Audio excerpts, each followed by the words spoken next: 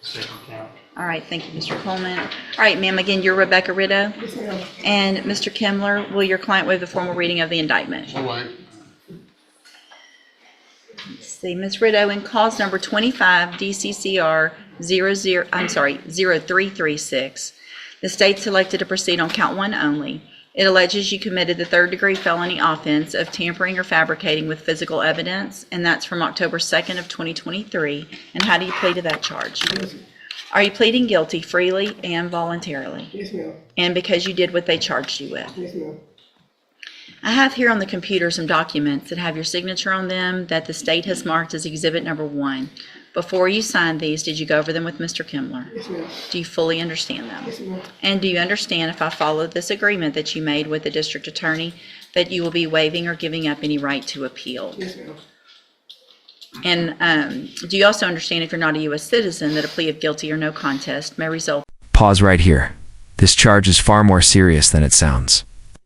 Tampering or fabricating with physical evidence is a third-degree felony. And courts take it personally because it strikes at the integrity of the justice system itself. This isn't about what happened. It's about trying to interfere with the truth. Question for you. Should evidence-related crimes carry harsher penalties than other non-violent felonies? In your deportation, exclusion from admission to the country, or denial of naturalization under federal law? State tenders number 1. No objection. It's admitted. Is there any evidence that Ms. Riddo is not competent? None that I'm aware of, Your Honor. All right, ma'am, I'm going to find that you entered your plea of guilty freely and voluntarily. Find that you're mentally competent and you understand the nature and the consequences of your plea. Find sufficient evidence to find you guilty, and at this time find you guilty of tampering or fabricating with physical evidence. Sentence you in accordance with your agreement to a term of 2 years in the institutional division of the Texas Department of Corrections. You will receive credit on that sentence for any time that you've been in custody that the law gives you the right to receive. This will run concurrently with all of your other felonies, which is specifically cause numbers 23 DCCR 0928, 23 DCCR 2106, 2107. This is a massive legal detail most people miss. That sentence is running concurrently with multiple other felony cases, meaning the time overlaps instead of stacking. That can be the difference between spending years versus decades behind bars. Prosecutors don't give concurrency lightly, especially when there's a long criminal history involved. Would you take this deal, knowing trial could expose you to much more time? And 24 DCCR 1925. I'm handing you the trial court certification that shows that this was an agreement that I followed, and so you've waived your right to appeal. I have also handed you a written admonishment regarding your ineligibility to possess a firearm or ammunition. Because of the judgment entered against you, you're ineligible under Texas law to possess a firearm or ammunition. Possession of a firearm or ammunition could lead to charges against you.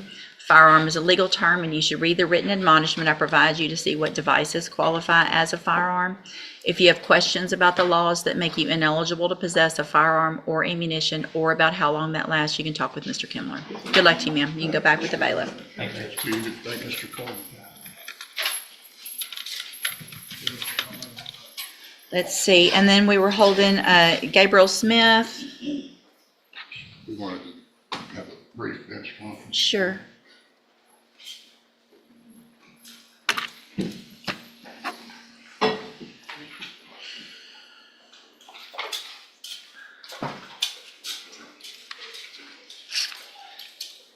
All right, ma'am, again, you're Gabrielle Smith? Yes, ma'am. Gabrielle Smith, I'm sorry. Mr. Kimler, Ms. Malthino? Well, I was left to state lead, Your Honor. Judge, we had previously been before the court on a PSI, and the court, understandably, based on that PSI, rejected the 5-year cap. I then made an offer of 8 years, where I still am today. Mr. Kimler wanted to argue, and obviously that's his right to do before the court for maybe a little bit less time than that, but I didn't feel comfortable making any other offer myself without the court's input or permission. Obviously, her original PSI, her criminal history is horrendous. Now, the Original facts PSI? of this offense on their own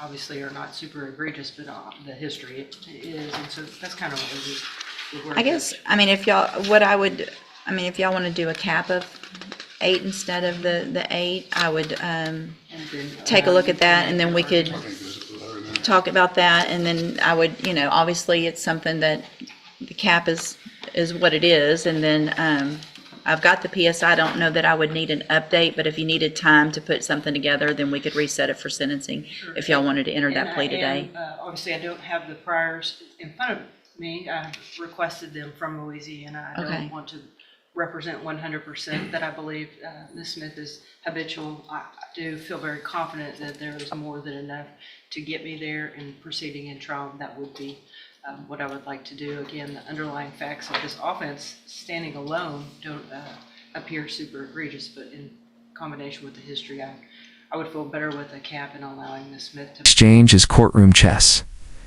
The prosecutor admits the current offense isn't extreme, but the history changes everything. Prior records, past PSs, and possible habitual status quietly drive sentencing more than the single incident in front of the judge. This is why past decisions never really stay in the past.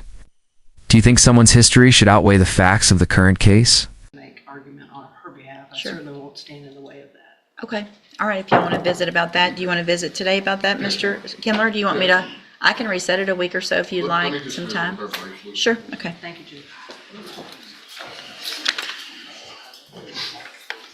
Mr. Lewis, I'm sorry, on Leonard Guillory,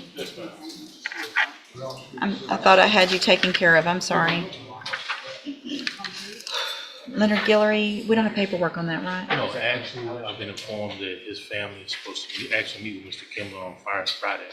Okay, And so we just need to reset Mr. Guillory? Yes, Do you, ma'am. should I bring him out to make sure of that, or you already discussed it with him? Oh, I already discussed it with him, but I guess maybe we do need to bring him Let's get out. Mr. Guillory, just to make sure he understands that if they can't get somebody else, you'll still. There's a second amended motion to revoke that I filed.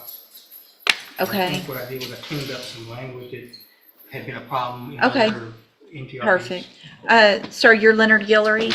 And Mr. Guillory, Mr. Lewis has let me know that your family has the intention of trying to hire an attorney, is that correct? So what I'm gonna do is reset your case, a normal reset, that's about 30 days. Mr. Lewis is still on your case, unless they hire someone between now and then they'll file the appropriate paperwork to get on your case. If for some reason they're unable to, then when we come back, you'll need to discuss your cases with Mr. Lewis, and then we'll go forward that way, okay? It was I just wanted to point out, I did talk with Mr. Gillard. He did have an issue about his, of course, his bond. I told him that I could file that necessary paperwork. And then, of course, if Mr. Kimball wants to adopt it, he can, but Sure. it'll already be in process. All right, and so if Mr. Lewis or Mr. Kimmler or whoever else files a motion asking me to reduce bonds or anything like that, then we'll set it for a hearing very quickly, and I'll hear that at that time. Okay, you can go back with the bailiff. All right, Thank you, Mr. Lewis.